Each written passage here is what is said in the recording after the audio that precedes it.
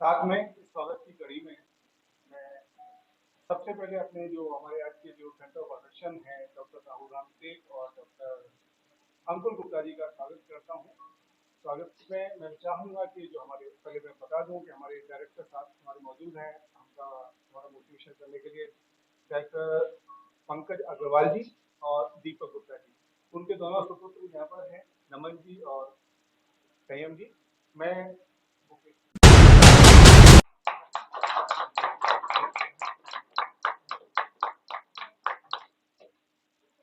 दूसरी कड़ी में बुके देकर इस प्लेटफॉर्म में स्वागत करें। आगे बढ़ाते रहिए।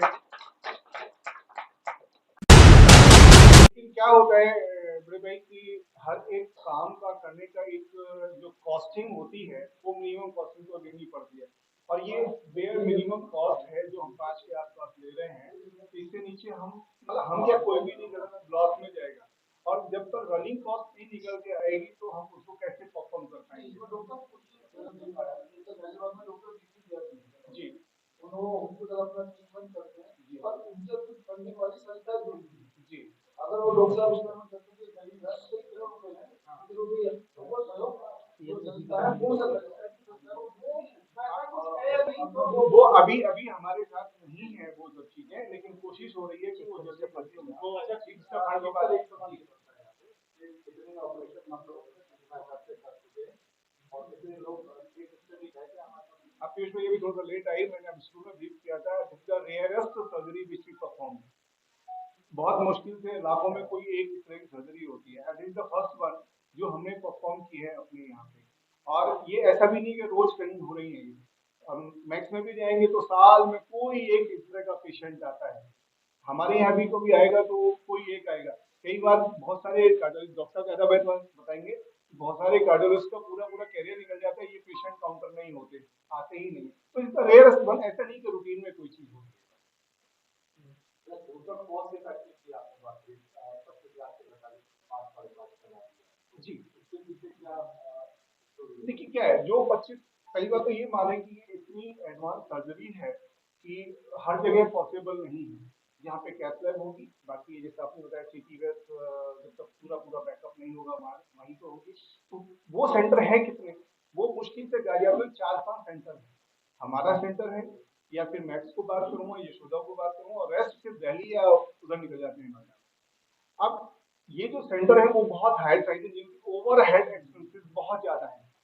हमारे ओवरहेड एक्सपेंसेस हाँ हमारे भी हैं, लेकिन हमने अभी उसको क्योंकि हम नए हैं हमने उसी को उतना बेर रखा है कि हमारी सिर्फ कॉस्ट निकल है, हमें इनकम हो या ना हो उस तरह से हम इसको 5 पे लेके आएंगे। कॉस्ट में अभी 1.5 लाख रुपए का ये इंस्ट्रूमेंट रखा जो one time single time use होगा डॉक्टर। और अब मेरे पास कितना बचा, 3.5 लाख रुपया बचा है। 3.5 लाख रुपए को अभी दवाइयाँ भी हैं, इन्वेस्टिगेशन भी है, पेशेंट का इससे भी दो स्टेंट भी है। तो दिस मंथ आप ये 5-5.5 जो हम बात कर रहे हैं ये तो बाकी हॉस्पिटल नॉर्मल एक स्टेंट डालने के लेते हैं। आप मैक्सिमम चले ये 5.5 हजार 5 लाख का एक स्टेंटिंग होती है।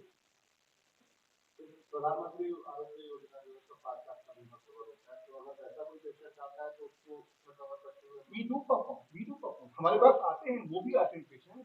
जैसे आयुष्मान का भी हम काफी कर रहे हैं। आपको आपको तो पता है ये हॉस्पिटल पिछले साल आयुष्मान से एक मेडल लेके आया हुआ है जो सबसे ज्यादा सर्जरी और सबसे ज्यादा ट्रीटमेंट हम लोगों ने गाजियाबाद में की है, हमसे ऊपर किसी ने नहीं। तो सीएमओ ऑफिस से प्रधानमंत्री सॉरी चीफ मिनिस्टर की ऑफिस की तरफ से हमारे पास एक अवार्ड आ चुका है। अच्छा दूसरा सक्सेसफुल रहेगा डॉक्टर भी और दूसरा ये कि कितने टाइम के लिए चलेगा, तो अभी दोबारा से देखिए बेसिकली मुद्दा क्या है ना कि बीमारी को अगर रेयरिटी तो बीमारी की कुछ हद तक है ही, लेकिन प्रोसीजर भी उतना ही रह रहा है। ठीक उसी प्रकार जैसे कि ये पकड़ लो कि एक जमाने में ऐसा नहीं था कि पित्त की थैली निकाली नहीं जाती थी, वो तो ऑपरेशन करके निकलती थी, लेकिन अभी दूरबीन से हो रही है, धीरे धीरे टेक्निक टेक्निक जो इम्प्रोवाइज हो रही है ना, उसी प्रकार कैल्शियम ये पुराना प्रश्न था। पहले बाईपास होता था, फिर एक छोटा रोटा मेन छोटी मशीन आई, फिर अभी ये जो है इसके अंदर सबसे एडवांस मशीन है रोटा प्रो। एब्लेशन को कहते हैं रोटा प्रो एब्लेशन। ये रोटा प्रो लेटेस्ट मशीन है। ये विदेश से ही मोस्ट ऑफ द इसके जो कंपोनेंट है विदेश से ही आते हैं। आप इमेजिन नहीं कर सकते हो कि सामने अगर डायमंड का कटर लगा है तो ये कितना महंगा होगा, क्योंकि ये सिंगल यूज है, यूज एंड थ्रो है, इसके बाद यूज नहीं हो सकता। और इनफैक्ट यूज करते टाइम भी इतना ध्यान देना पड़ता है, क्योंकि इसके पूर्ति मैंने कहा था ना, ये जो पेशेंट ने इस्तेमाल किया वो 1.5 मिलीमीटर का ही है ना। उसको धागे की तरह सुई पे धागा पिरोने जैसा हमें पिरो के उसके अंदर डालना है, फिर वो खून की नस तक लेकर जाना है, और फिर ड्रिल मशीन ऑन करनी है, उसको कंट्रोल में रखना है कि वो यहाँ वहां से फट के ना निकल जाए, पेशेंट को कोई कॉम्प्लिकेशन हो, फिर उसको वापस बाहर भी निकालना है, फिर बांधना है, उसमें बलूनिंग होगी, स्टेंट होगा, वो सब होगा। तो ये एक बहुत बड़ी प्रोसीजर है। यानी अगर स्टेप को ही देखा जाए तो इसमें अपने आप ही 10-15 स्टेप खुद के है, और हर स्टेप में महारत होना जरूरी है कि इसको बराबर बढ़िया बराबर से किया गया, इसको बराबर से किया, इसको बराबर, तब जाके पूरे इससे आपको एक फाइनल मार्क्स मिलता है। रिजल्ट जो है इसके बढ़िया है, क्योंकि इसके अंदर और कोई ऑप्शन ही नहीं था। अभी कुछ देर पहले हम पैसे की बात कर रहे थे। अगर पेशेंट को बाईपास का ये होता है, बाईपास जिसमें पूरा सीना कटता है और उसके बाद उसके पैर की नसें निकाल के लगाई जाती है, ये बहुत बड़ा प्रोसीजर है। इसमें पेशेंट पूरा 7 दिन तो अस्पताल में भर्ती रहता है, वेंटिलेटर पे 3 दिन रहता है, उसके बाद कई महीने लग जाते हैं उसको रिकवर होने के लिए पूरी तरह से। जबकि रोटा में पेशेंट आप देख, हमने कुछ लोगों को दिखा है, पेशेंट एकदम हंसता बोलता है अभी चल रहा है, कल छुट्टी हो रही है, कल क्या अभी छुट्टी हो ही रही है। तो ये जहाँ पैसे होते हैं थोड़े कंफर्ट, इस हिसाब से कंफर्ट बढ़ जाता है, क्योंकि एक लाइफ लॉन्ग प्रॉब्लम है बाईपास होना भी, एक इतना बड़ा सर्जरी के पेशेंट को हर करवट पे याद होगा कि यहाँ कुछ तो हुआ था ऑपरेशन, उसको दर्द होगा। जबकि ये प्रोसीजर इतना सिंपल है कि उस हिसाब से सिंपल है, और पेशेंट को इतना डिस्कम्फर्ट नहीं होता उसमें। और पैसे का ये है कि इसका जो मेन कॉस्ट है वो, बिकॉज धीरे धीरे गवर्नमेंट इसमें एक्टिवली बहुत सारी चीजों को कैप कर रही है प्राइसिंग में, बहुत जल्दी गवर्नमेंट इसके लिए कुछ करेगी तो हमारे लिए भी अच्छा होगा कि हम और अच्छे से कर पाएंगे। आयुष्मान में क्लियर कट पैकेज कुछ कुछ रेट दिए हुए हैं फिलहाल के लिए। आयुष्मान में डिवाइस को अप्रूवल नहीं है, सर्जरी को अप्रूवल है, बट गवर्नमेंट देख, हम अपना डेटा हम गवर्नमेंट को देते रहते हैं कि इतने इतने पेशेंट आने लग गए, तो गवर्नमेंट उसका फिर एक्शन लेती है कि नहीं ये ऑपरेशन की जरूरत है, इसको भी इसमें लाया जाए इस लिस्ट में।